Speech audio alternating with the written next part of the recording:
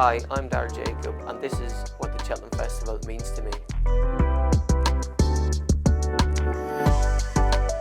Yeah, Zakanda, he was a wonderful little horse. I won the Donis on him. He came over from France, from the Agacan family, and I rode him in the Donis hurdle, and he won that. And I suppose he went to Cheltenham. He was probably more of an each-way horse at the Cheltenham Festival that year, and I kind of rode him that way. But he jumped great, travelled great, and I came into the home straight, and he just sliced through him like a hot knife through butter.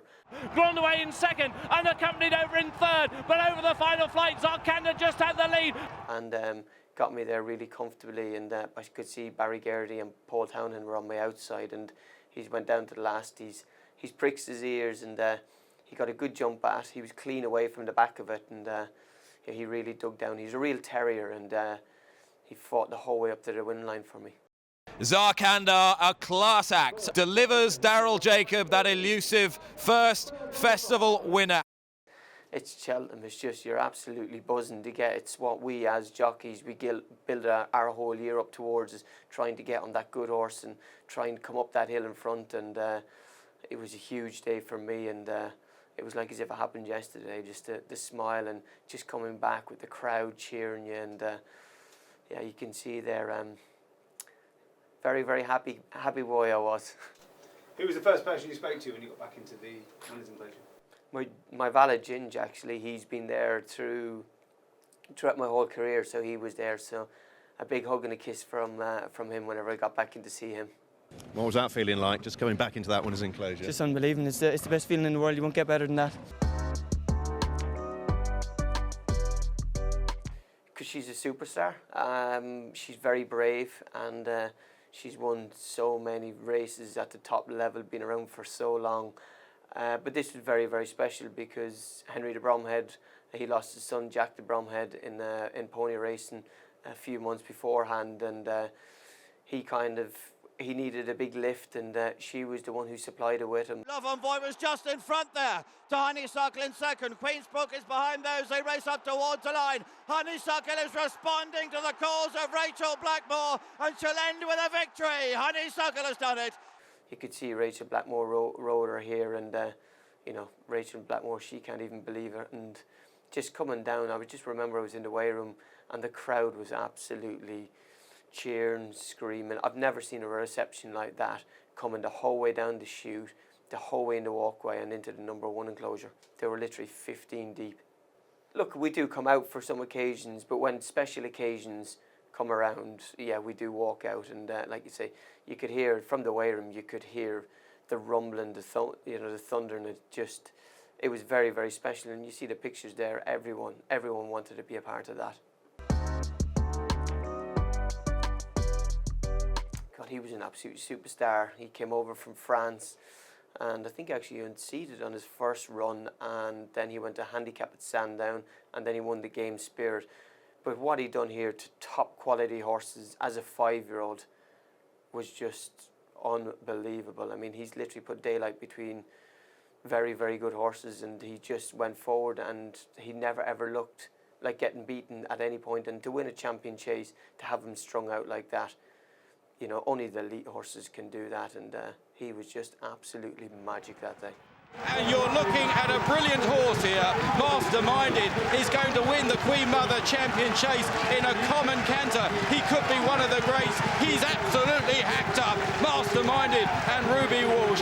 I was looking if I got to ride Masterminded on his last victory. So for me to go back and see him, how brilliant he was as a young horse, and to be, like I say, to have a very, very small part of that journey myself. He was a unique horse. He was a brilliant horse, fast horse, but had a bit of stamina too.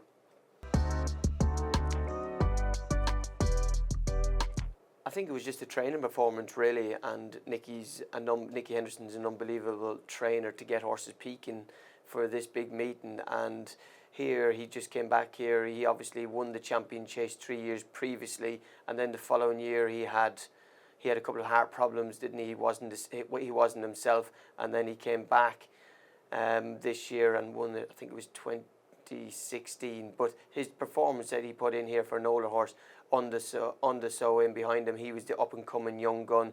They thought he was the one to win the Champion Chase, Special Tiara, and just the way he annihilates these very good young horses in behind him. And I thought it was a very, very special training performance by Nicky Henderson.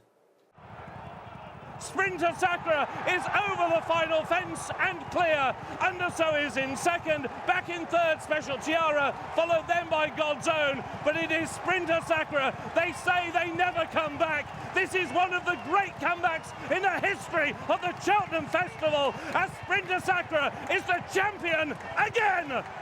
Comebacks are always very special, and it's obviously hard to come back from the problems and that he had. Very, very few horses can come back from that.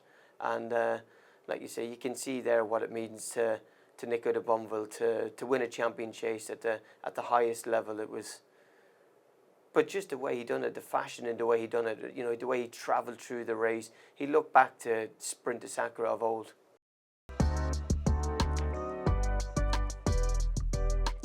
Just goes to show how your fortunes can change in this game. Obviously, rode Lac Fontana to win the county hurdle literally a half an hour beforehand, and I was going down to the start on this lad, and he spotted something, and he's ended up veering off, and both me and the horse have crashed into the cameraman, and I've managed to, lucky enough, the horse got up. He was okay, but I've managed to break my leg, my knee, my elbow, my shoulder, and my cheekbone. So.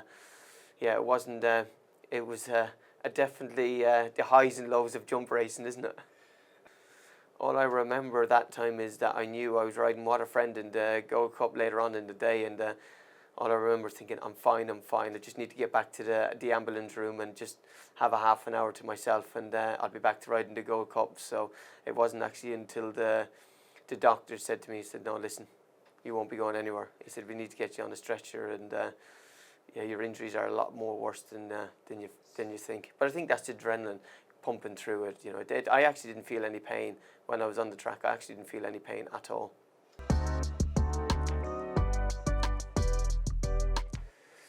The crowds, the atmosphere. It's our Olympics. It's our 4 days. It's what we gear up to all year round. Whenever the horses first come in the end of June, start of July, the whole season sort of builds up to the Cheltenham Festival, and like you say, it's a unique place. We call it the home of racing. Watch live racing now on racingtv.com.